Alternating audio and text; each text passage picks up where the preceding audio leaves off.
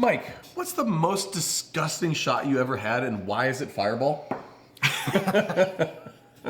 Fireball definitely ranks, but I would need a minute to think of like what's the single most disgusting shot. Okay, fair enough. We'll get back to that. But first, the booze news. In beer, the world's most expensive beer can has just been sold. Yes, beer can. We're talking about an empty beer can. Sure. $62,000. Mike, Sounds like a good deal. what, does it? Why? What the hell gives? It $62,000 absolutely for does an not. empty can? The rich and their money. It's just an example. But beer. I collected beer cans as a kid. I have done events in this city, Cincinnati, for years and years and years, and damn near every time I do an event, somebody will trot up one of these Hootapole cans and say, when the Reds were in the World Series, I had this can, and like they think it's the greatest thing in the world. Every third person in town has this can. They are not special, which means that we will sell it to you. And keep in mind, a beer can just sold for $62,000. We'll sell this one to you for $1,000. That's a deal. Now the one that sold for 62 grand, Brett, was Cone Top. These are rare. $62,000. This one, Burger. Fantastic beer, great history. We will offer this to you, our viewers, for a mere $15,000. $15,000 of sponsorship, and this can be yours. Well, now that we're done cosplaying the Home Shopping Network, what really is the deal with this? Can you just give us a quick 30 seconds on why would someone actually spend good money, crazy money, more than I make in a year money on a beer can, an empty one? A little bit of history is actually that American Can Building down the street from where we're at right now. Those guys were the first to actually produce these cone top cans. But the cone top beer can came out in the 1930s. And, they were beer cans, so they got thrown out. And to find them in good condition, like this one's really not. It's definitely worth 15 grand that we're going to charge you. But really, it's condition. It's all about that. I think the one that sold for 62 grand was like a 32 ounce, which was rare. And it was some brewery that wasn't around for very long. So, it's a rarity thing.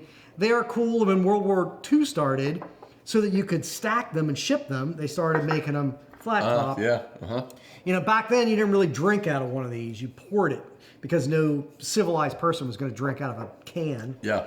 That'd be barbarous. It's it. It's rarity as far as hobbies and collecting shit goes. So it's just another fine. collectible thing. Anything that can be collected will be collected. And anything that can have people spend money on, someone will spend too much money on. Yeah. Okay. And we love this can that's part of our collection. Oh, it's gorgeous. But for $15,000. You'll notice it sitting behind us throughout all these episodes. But wine news, sommeliers. Mike, are they super geniuses with big brains that can do more than the average person? I have met several, and no. Well, science says otherwise, actually. Yeah? Now, they're not super genius, big brain, blah, blah, blah, blah, blah, blah. However, going through sommelier training has now been scientifically proven to make connections in your brain that doesn't normally exist for most people. That's pretty cool. That is cool. It's something that I've been actually saying a lot. I will start introduction to beer class every semester talking about vocabulary and the fact that the better you can articulate what you're tasting, the better you actually recognize that taste. So this doesn't surprise me. Yep. It's new science, but it's not shocking science. That the more It's you're proving able, the obvious. It's proving the obvious, which is the more you're able to articulate a sensation. Yes. The better able your brain is to recognize and actually feel and sense that sensation. That's exactly what it is. It's landing connections between where you taste in your brain to where you verbalize in your brain that wouldn't otherwise come there. And you don't need to have sommelier training to do that. You can do that at home. Just think about when you're cooking or when you're eating, what are you smelling? What are you tasting? Yeah. Try to figure out how you can describe those tastes. And you don't even have to verbalize this stuff like some kind of dork. You can just think that stuff internally and you'll get there. But the more you don't have to talk out loud, but increasing your vocabulary is going to increase your ability to pull down those sensations and those flavors. So growing the vocabulary around what you're tasting will in fact help you taste more. And this is the end of Mike and Brett's cosplay of the General Wellness Hour. Now, on to the next story in spirits. Sazerac has bought Buzzballs. Good. I'm glad somebody did. Now, we have tasted those on the show. They are absolutely fucking disgusting. They're not for us. They're not for people with taste. Or people. Yeah, sure. They're balls Anybody that get you over buzzed. 12. Now, what's interesting about this is if you look at Sazerac and you look at their portfolio and you go to Sazerac.com and you check out what spirits they sell, they're a global, huge corporation selling high-end spirits. Buffalo Trace, Barton's, other bourbons that like pull down a lot of money and prestige and power within the industry. Things that people think like Buffalo Trace is selling Eagle Rares and it's this huge thing and they're making tons of money. Very good bourbons. And things are getting spun up on the market and resold. Well, where Buffalo Trace is making all their money is Fireball. What? Yeah, it's crazy, right? They took bourbon that didn't make the cut to even be Buffalo Trace. Yeah. And they used to throw it away in the past, but they decided like, you know what? Why don't we take this waste stream, add some sugar, a lot of sugar, add some flavoring, and bunch call of it cinnamon. a bunch of cinnamon, and call it this bullshit thing, Fireball. Sell it for dirt cheap. Now it's their number one revenue source.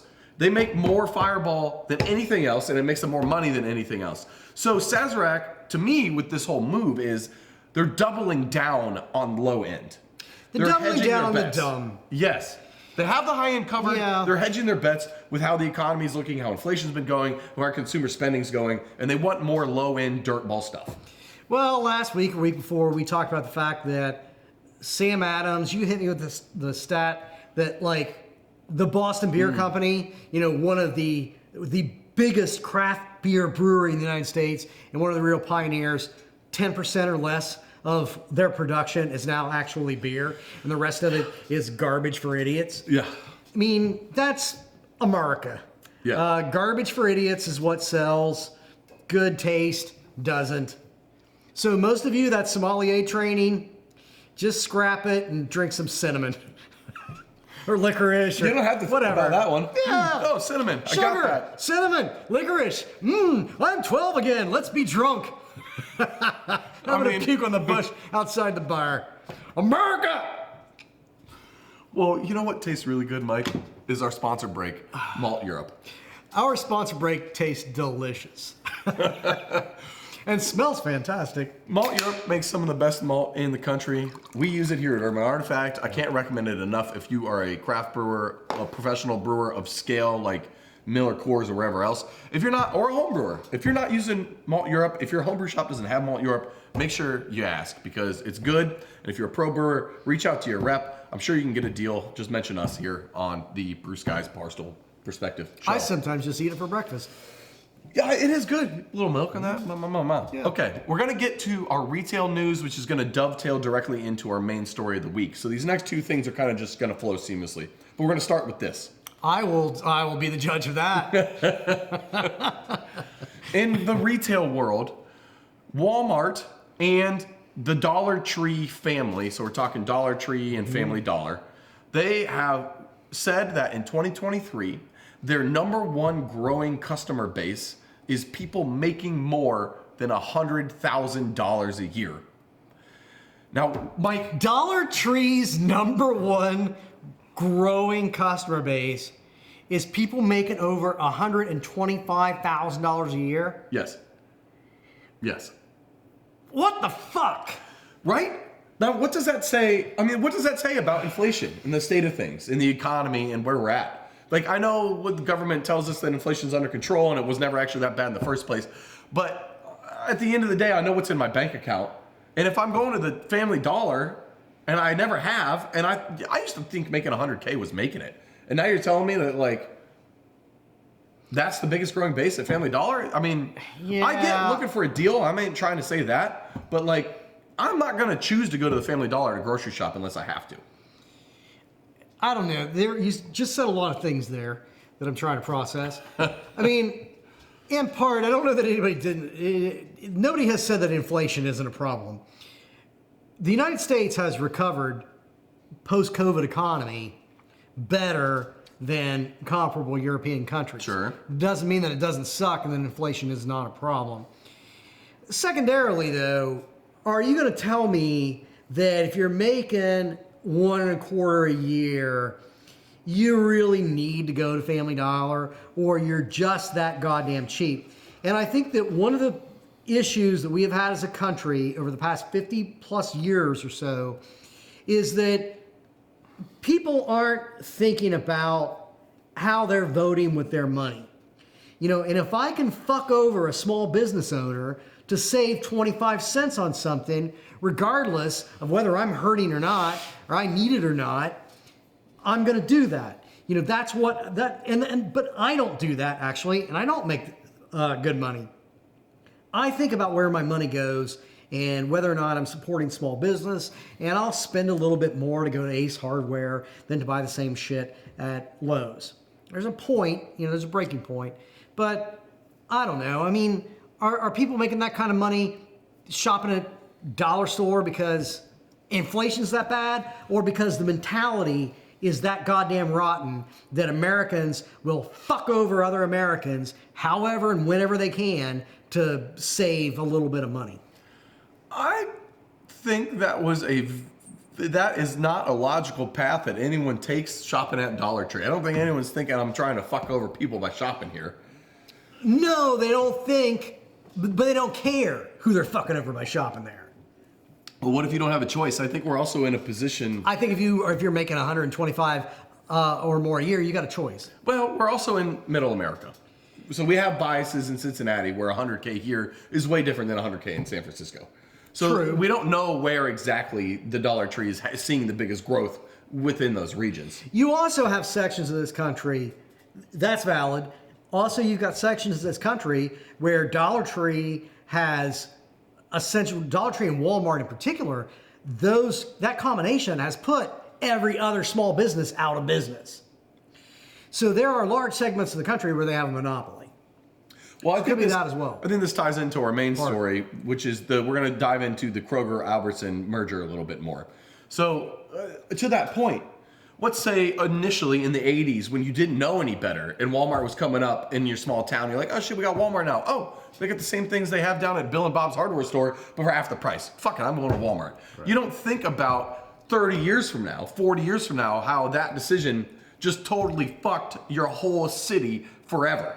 It not only destroyed the entire downtown in your town, but 30 years later, it's no longer 50% of the price because you've handed a monopoly to one company. Exactly. So it's now as expensive or significantly more expensive than when you had competition. And this is the big issue with this Kroger Albertson deal that that the government needs to step in and stop it, because you're just now even further solidifying Kroger as a monopoly in this country of being able to control grocery prices to the point where they outpace inflation. They outpace what they need to be just so they can line investors' wallets and do stock buybacks and all that crap. And at the end of the day, it drives prices up and they control craft beer's destiny. You go to the grocery store here in Ohio and most of the country, there's a big selection of craft beer. You can't just go to the store and sell your beer there if you're trying to sell beer. You have to go to corporate and ask, beg, plead, try to tell them why it's smart for them to carry your product, and then hope that they carry it. And it's all dependent on one person or a couple people. And if they don't like you, they won't carry you. Or if they do like you, or if you grease their pocket or you play this and that, then you can potentially get more or less. But at the end of the day, you're removing control from the customer and from the brewer. And it's just gonna pinch small businesses. And this happens in the food aisles, in the drink aisles, in the beer aisle, everywhere. It's a massive problem. And it's not, and so I think that's something that I never understood of the beer industry. And what you just said, I think, involves a little bit of mincing and breaking back. There's only, is it just a couple of times a year that companies get to pitch to Kroger? Once a year. You get one chance a year. So one chance a year, if you are given the opportunity to pitch to Kroger. You might not even get the chance to even pitch. You might not get the chance, regardless of how good your product is. You get one chance a year, and then that one chance is dependent on somebody's arbitrary decision. Yep. And it's not like there's some sort of government protection around whether that decision is based on anything to do other than complete subjectivity or arbitrariness or whose pocket is getting lined. Mm-hmm. But the more concentrated you get in that retail outlet, the more you're defining what small businesses can and cannot exist. Yeah. Yep. That is absolutely fucked. I mean, that runs counter to the whole idea of quality and the craft beer revolution, and the fact that the marketplace will, dictate the best beers will succeed because they're the best beers and they'll sell, et cetera, et cetera. Which is the story we've been told forever, but it's just increasingly not the case anymore. And this, it should be added that one of the pieces of news that came out this week was that it has been proven, it's not just our drunken speculation, but these major grocery store chains, you're seeing inflation in these stores, not because of post-COVID market disruptions, not because of the war in Ukraine, definitely not because of Bidenomics, but because of sheer motherfucking greed.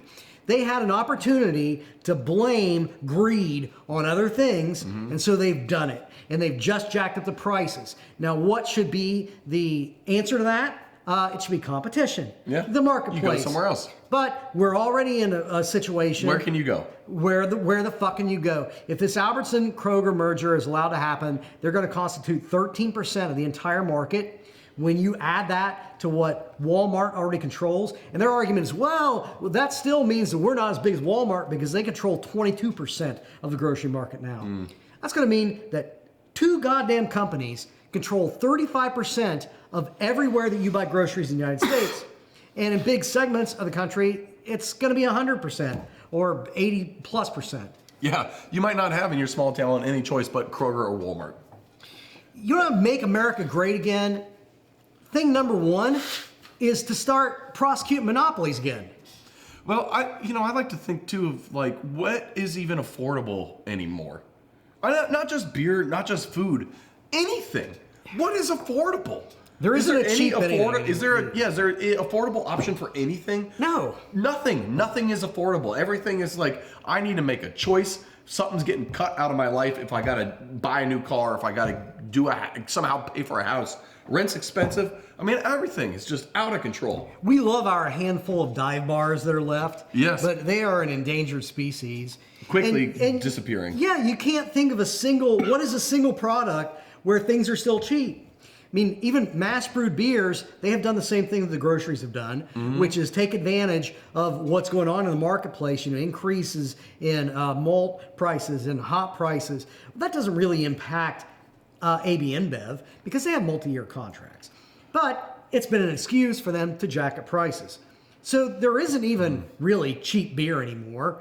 Going to the movies, I mean, the theaters, that's now controlled by 3 or 4 different corporations nationwide. Ooh, and it's $20 for a ticket, and then it's $15 for popcorn, $10 for candy. Yeah. All of a sudden, you're out $100 for 2 people. Right.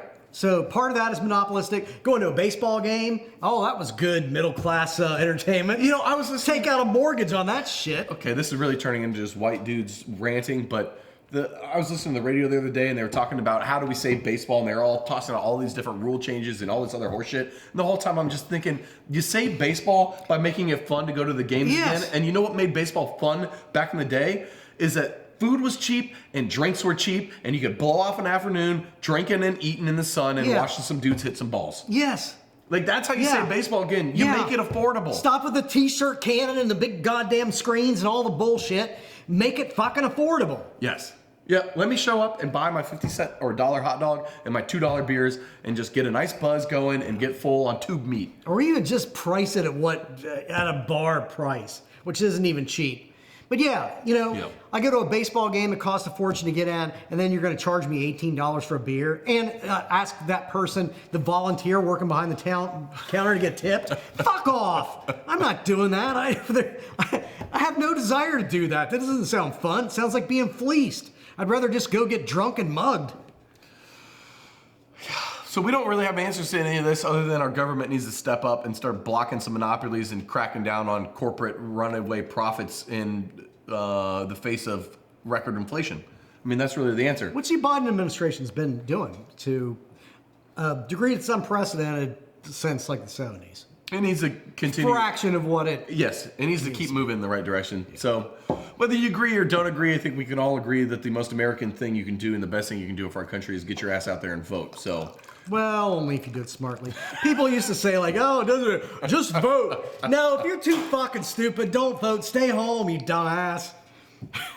Vote smart. America depends on it. America depends on you not being so fucking stupid. these debates.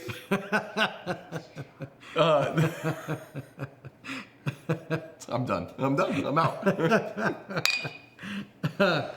You know what is the most disgusting shot? Oh. No, I actually forgot we were talking about that. Yeah, what is the most disgusting shot? I thought it was Fireball. Fireball's gross to me. It is really gross to me. I think Jägermeister is also just vile. But when I was a bartender a million years ago, we would do a cement mixer. Yeah. And so the cement mixer is that it's like Bailey's, and you know it's two different shots, but you drink them at the same time as Bailey's. One of them has like lime juice or something. I haven't made it 20 It's years. lime juice and Bailey's, so the cream curdles. Yeah, so it tastes like it curdles, becomes like cottage cheese in your mouth. It solidifies. It's a really gross. easy way to make one of your friends puke, which makes it a terrible thing to do at a bar. But that's the most disgusting thing. I would go so far as to say I don't think Malort is gross, and I think it kind of tastes like grapefruit. We kind of got onto the Malort train. We tasted some of that, even like select Malort. Like they do is a crazy thing. They do reserve Malort. It's really pretty good. It is good. Cement mixer is easily the worst though. Yeah. Let us know if you got something grosser because cement mixer is way up there for me. Yeah. Cheers. Love you, people.